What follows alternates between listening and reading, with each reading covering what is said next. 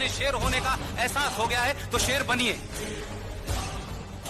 ये भेड़ियों की तरीके से ये क्या कहेगा वो क्या कहेगा, देश ऐसा है, फलाना है, ढिमाका है, गंगा जमुना तहजीब भाईचारा, ये फ्रॉड से बाहर निकलिए।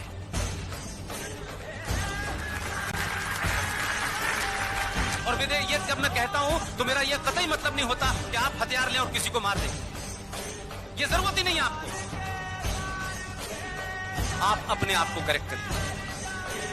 ये देश हमारा था, हमारा है और हमारा ही रहेगा।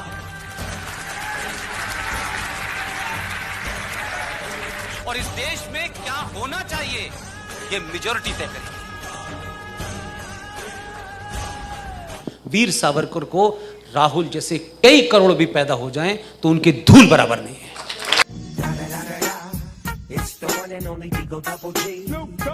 वीर सावरकर के बारे में जो संसद में अपशब्द कहे, ये दो घटनाएं, तो इन जैसे लोगों के खिलाफ लीगल एक्शन का तरीका क्या हो सकता है? क्योंकि राहुल गांधी के खिलाफ ना सावरकर फैमिली ने आज तक कोई लीगल एक्शन लिया है, ना कोई मराठी इंसान ने, तो हम क्या कर सकते हैं? देखिए,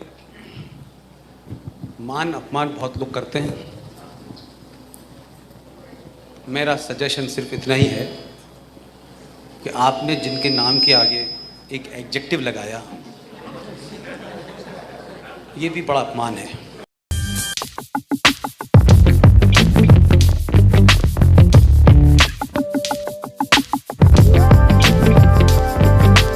देखिए, मेरे साथ एक चीज़ का ध्यान रखिएगा कि मैं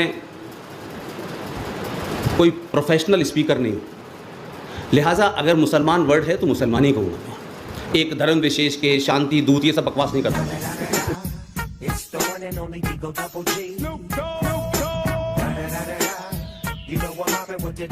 ये कहा गया कि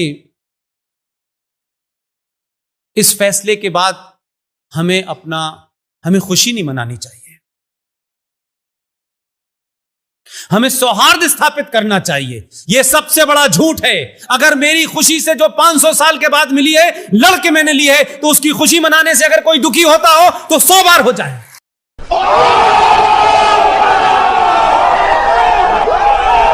विनती है जो यहां हैं, जो बाद में सुनेंगे, मुझे एक भी आदमी भारत में ऐसा नहीं चाहिए जो राष्ट्र के लिए अपनी जान देना चाहता हो। एक भी नहीं चाहिए मुझे। मैं उन लोगों का स्वागत करना चाहता हूं जो राष्ट्र के नाम पे किसी की जान ले सके।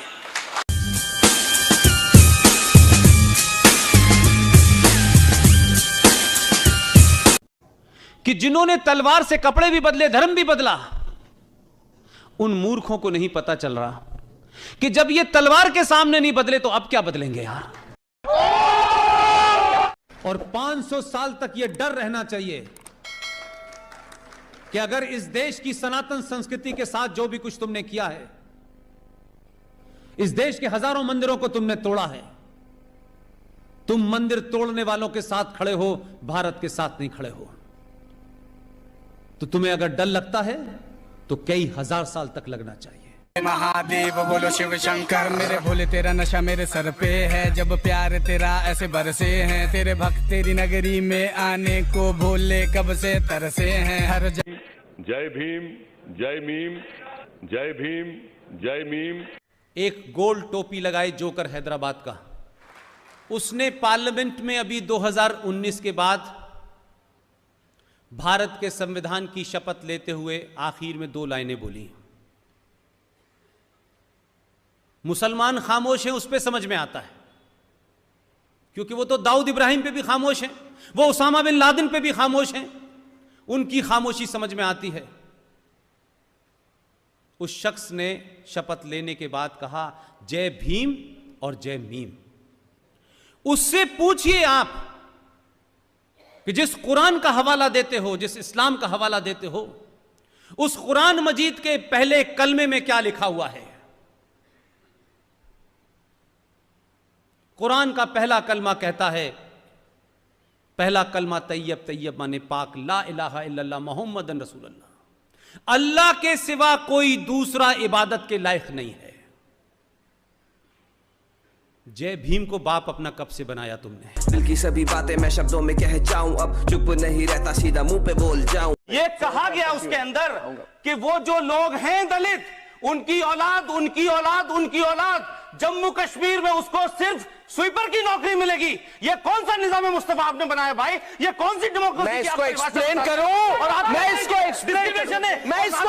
करूं व्यूअर्स के लिए मैं एक्सप्लेन करूं, 2 मिनट दीजिए।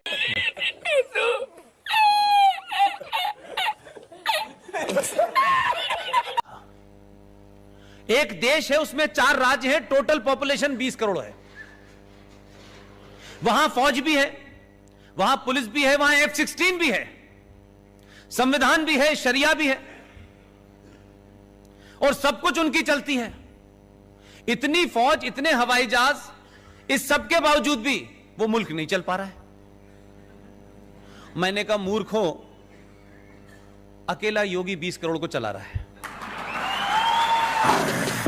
आ गया देखो मैं आ गया, मामा बोले देखो बेटा वो आ गया, छोटे छोटे पीसेस करके लुटेरों को खा गया। जो देश बनेगी तो वहां बाबर की ही बनेगी।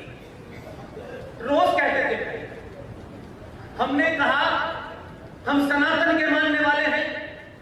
अगर इस मस्जिद का थोड़ा बहुत भी कहीं कोई इतिहास ऐसा मिल जाता कि ये मस्जिद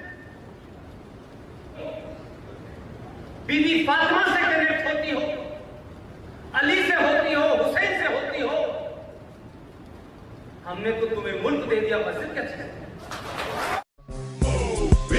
Get out the way, get out the way, bitch, get out the way, move, bitch. जय श्री राम, जय श्री राम। हिंदू भाइयों शेर बनो, जवाब दो। ना शेर बन सको तो शेयर करो, दबा के शेयर करो।